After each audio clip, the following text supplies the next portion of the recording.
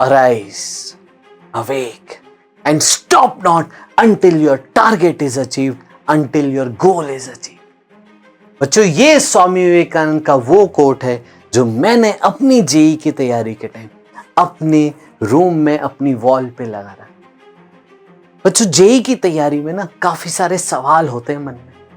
उन लाखों बच्चों की भीड़ में क्या मैं अपनी ऑल इंडिया रैंक ला पाऊंगा? क्या मैं अपना सपना पूरा कर पाऊंगा? क्या मैं वो ड्रीम आईआईटी जा पाऊंगा? क्या मैं IIT Bombay, IIT Delhi, IIT Kanpur, IIT Madras, क्या मैं अपने ड्रीम आईआईटी जा पाऊंगा? इन्हीं सवालों को आज हम ढूंढने की कोशिश करेंगे इस छोटे से एक वीडियो में। जो इस वीडियो में मैं आज आपको अपनी पर्सनल कहानी, पर्सनल जेई की स्टोरी शेयर करना। इस स्टोरी में पता है, मैं आज आपको अपने सारे फेलियर बताऊंगा। आज मैं आपको जहां पे मेरी स्ट्रगल रही थी वो सब बताऊंगा।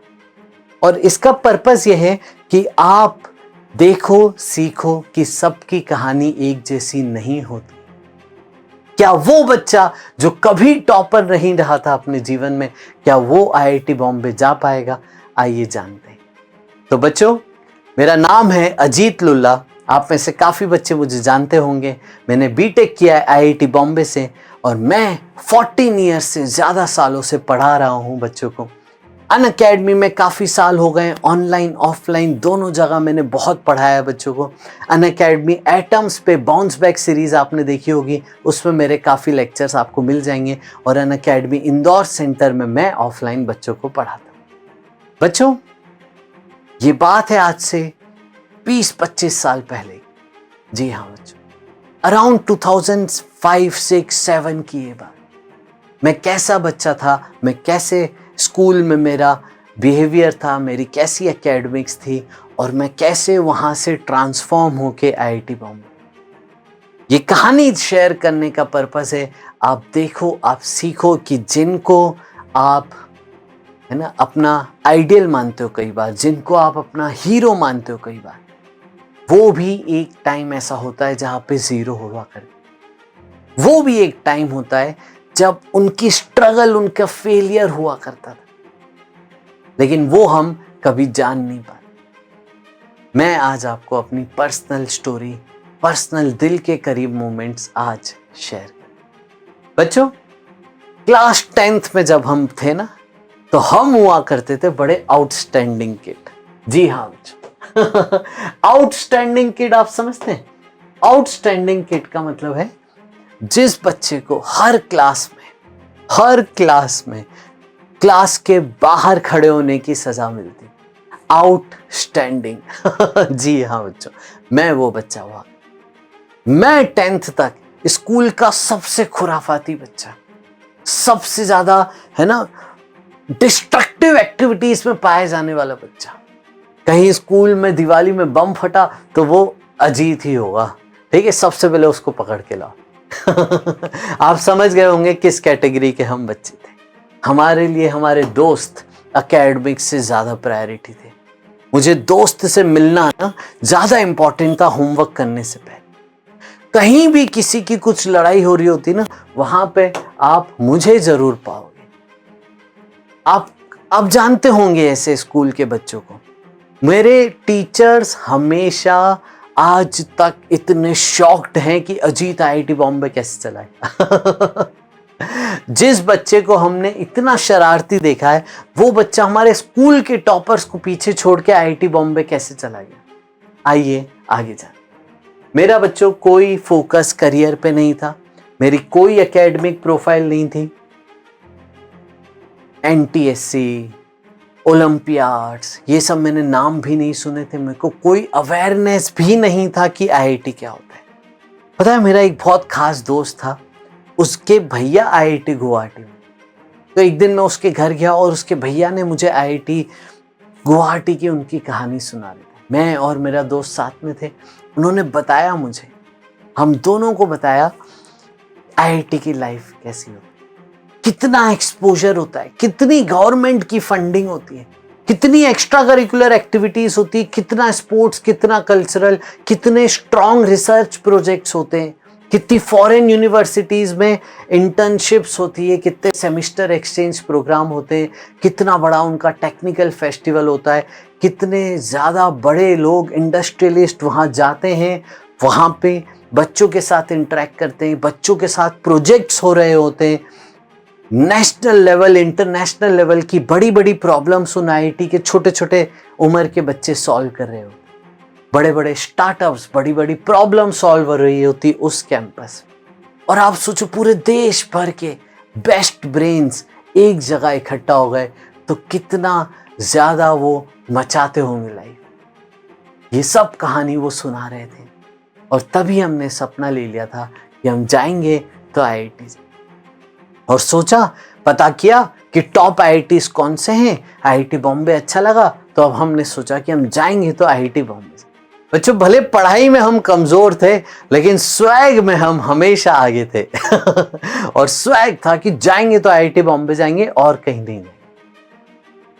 फिर हमने डिसाइड किया कि हम मैथ्स नहीं, पता है मैथ्स इतना कमजोर था ना मेरे को एलसीएम एचसीएफ लेना तक ढंग से नहीं आता था। और कुछ बच्चे होते ना मैथ्स के भी इंपॉर्टेंट सवाल रट के जाते, उन बच्चों की कैटेगरी में थे हम। हमें ना, मेरे दोस्त को तो मैथ्स आराम से दे दिया स्कूल वालों ने मुझे मैथ्स सब्जेक्ट देने में भी बहुत जद्दोजहद लगी मेरी, मेरे पेरेंट्स की। फिर हम आए क्लास 11th, तो आ तो गए थे हम फुल स्वैग में, लेकिन क्लास 11th में बच्चों वो मोमेंट होता है ना when life hits you hard, वो मोमेंट हमने जाना। इतना ज़्यादा वास्ट सिलेबस आ गया, इतना पढ़ने की तरीका बदल गया, ठीक है।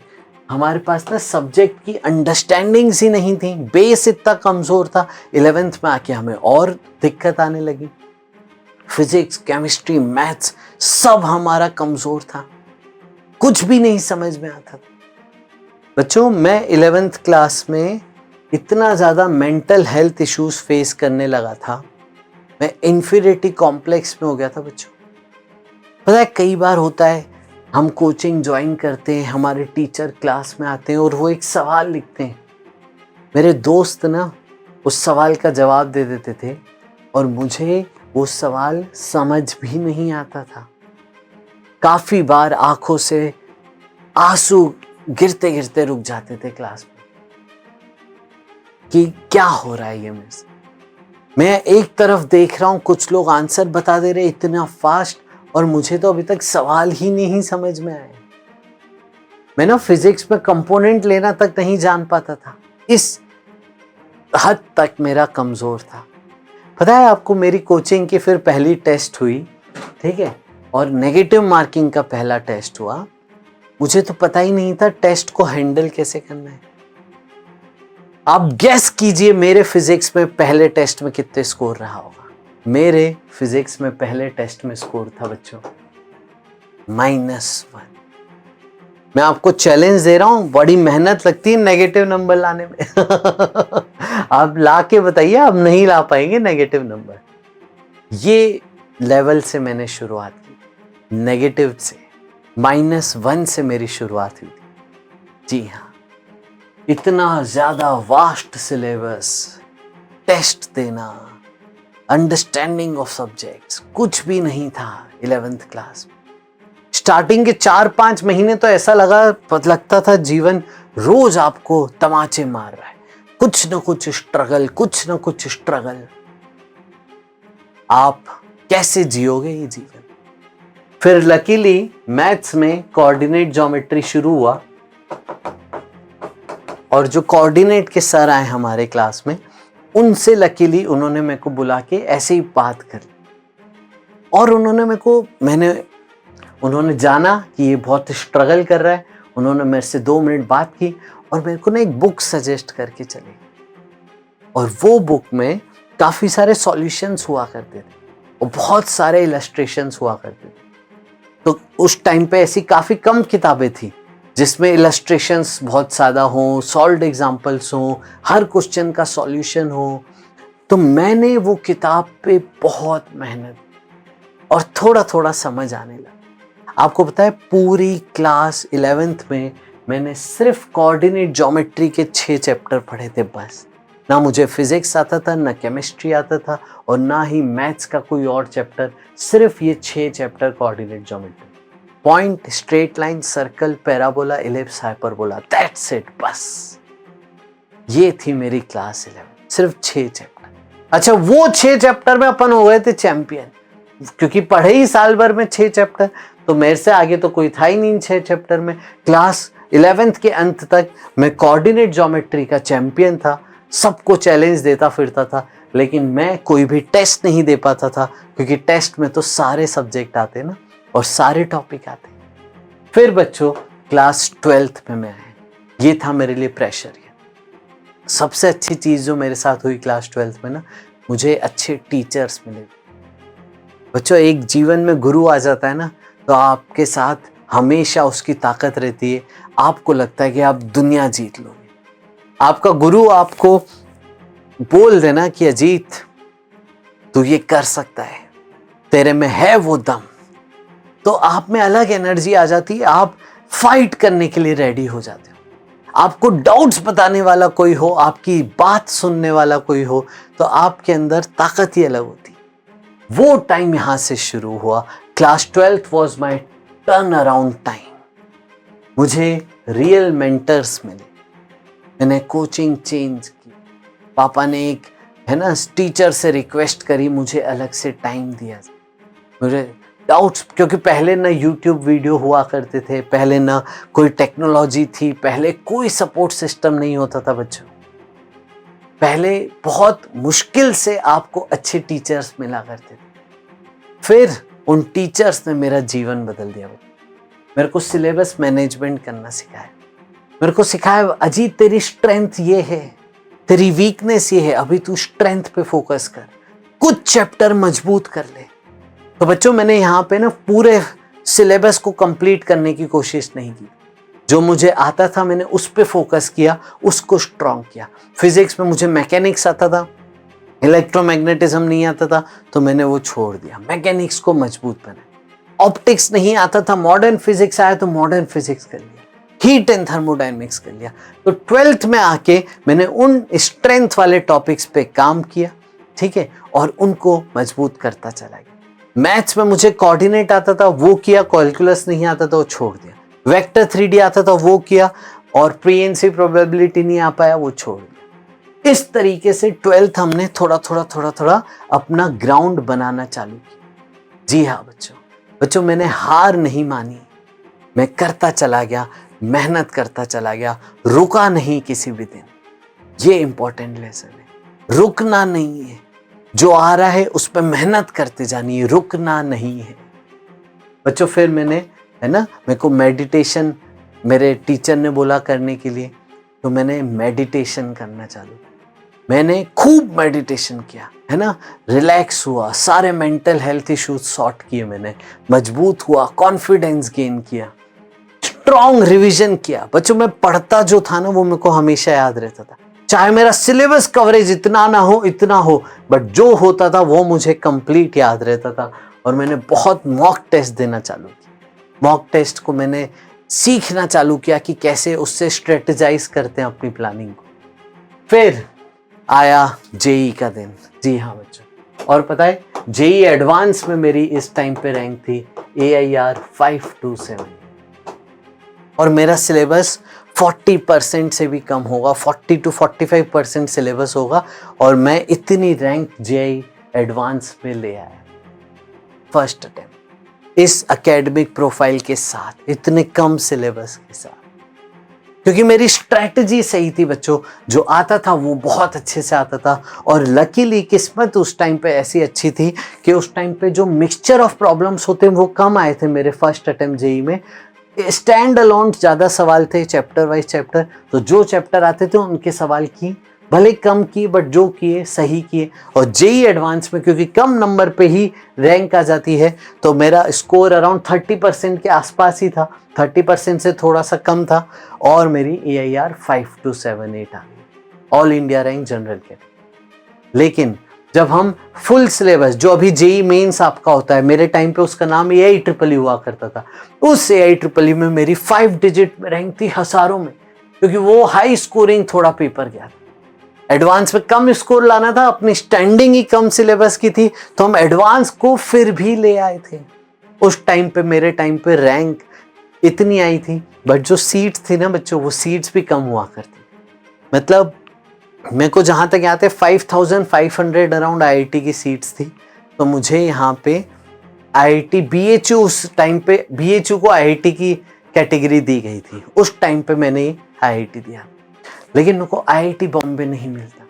जी हाँ बच्चों, मेरा सपना था IIT बॉम्बे जाने का, और मुझे पता था कि अभी भी बहुत करना बाकी है, और जाऊंगा तो मैं IIT बॉम्बे जाऊंगा। स्वैग तो बहुत था, मेहनत थी पूरी, जुनून था, तो पता था अब कर सकते हैं।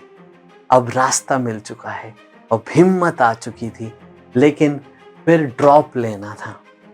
अब ड्रॉप लेने का डिसीजन पता है ना, कई जगह जब आपके पास देखे होते हैं ना अपने सक्सेस स्टोरीज ड्रॉप ईयर की, तो वो आपको आसान लगता है, लेकिन कई बार ड्रॉप ईयर की सक्सेस स्टोरी आपके आसपास नहीं होती, तो आपके पेरेंट्स को काफ़ी डराता है ये समाज कि ड्रॉप मत दिलाओ। लेकिन मुझ में बहुत हिम्मत थी, तो मेरा साथ दिया मेरे पेरेंट्स ने, और ड्रॉप लेने में मुझे डिसीजन हम सब ने साथ लिया। फिर हमने ड्रॉप लिया बच्चों, और ये वो साल था जब मैंने सबसे ज़्यादा मेहनत करी बच्चों, एक्सट्रीम मेहनत। जी हाँ बच्चों, ठीक है। इस साल में मैं खूब मेहनत करना सीख गया, और मैं हमेशा बच्चों को यही बात बोलता हूँ ना, IIT में जाके भी मैंने ये बोला ना, चाहे मुझ में वो टैलेंट ना हो, चाहे मुझ में वो एकेडमिक क्वालिफिकेशंस ना हो, बट मुझ में मेहनत करने की ताकत है। इस कमरे में चाहे मैं सबसे कम टैलेंट वाला बच्चा रहूँगा, लेकिन मेहनत में मैं सबसे आगे रहूँगा। मेरे से ज़्यादा कोई मेहनत करके बता दे, ठीक है। वो मेरे अंदर जुनून था, वो मेरे अंदर काबिलियत। फिर मैंने 100% सिलेबस कवरेज पे ध्यान दिया इस साल, और हर दिन, कोई फेस्टिवल नहीं, कोई दोस्त नहीं, कंप्लीट सेक्रीफाइस। सिर्फ जो पढ़ाई वाला हमारा सर्कल था, उन्हीं के दोस्तों में हमारी, है ना, चलता रहता था कि इस टाइम ये रैंक ला रहा है, इस टाइम ये रैंक ला रहा है। वो एक, है ना, हेल्दी कंपटीशन था जो हमारे बच्चों का एक था ग्रुप स्टडी सर्कल। बाकी पुराने सारे दोस्त छोड़ दिए, है ना। पता है, मैंने अपना घर तक छोड़ दिया था। मैं जिस शहर में मैं रहता हूँ, उस शहर में मैंने घर के सामने वाली, है ना, जो पीछे वाली लेन में कुछ घर हुआ करते थे, मैंने घर पे बहुत लड़ाई करी। हमारी जॉइंट फैमिली हुआ करती थी, तो पढ़ाई के लिए मेरे पास सिंगल रूम नहीं था, मेरे पास अलग से, है ना, शांति से पढ़ने वाली जगह नहीं थी। तो हमने लड़ाई करी कि मेरे को अलग से रहना है, और फिर पापा ने ढूंढा आसपास कोई रहने की जगह। फिर हमारी जस्ट लेन के पीछे एक घर में, है ना, एक गैराज टाइप्स था, वो साफ करवाया और मैं वहाँ रहने लगा। मैंने घर छोड़ दिया था अपना, कंप्लीट सेक्रीफाइस कर दिया था, क्योंकि मुझे उस लक्ष्य को हासिल करना, IIT बॉम्बे जाना। और फिर हर दिन पढ़ाई के रिकॉर्ड बनाते थे, हर दिन खुद को बेहतर बनाने की कोशिश करते थे। Make yourself 1% better every day, ये काम हम करा करते थे। फिर हमने जब जेई दिया, तो हमारी ऑल इंडिया रैंक 500 के अंदर आई। हम अपने शहर के टॉप बच्चों में थे, हर एग्ज़ाम में अच्छा करते थे। MPPET हुआ करती थी मेरे पास, स्टेट इंजीनियरिंग एग्ज़ाम, उसमें मेरी टॉप 20 रैंक थी, ठीक है। बिट्स में मैं टॉप 5 टॉप 6 में था बच्चों, क्लास में, सिटी में। और हर एग्ज़ाम जो मैंने दी, उसमें मैंने सक्सेस हासिल की।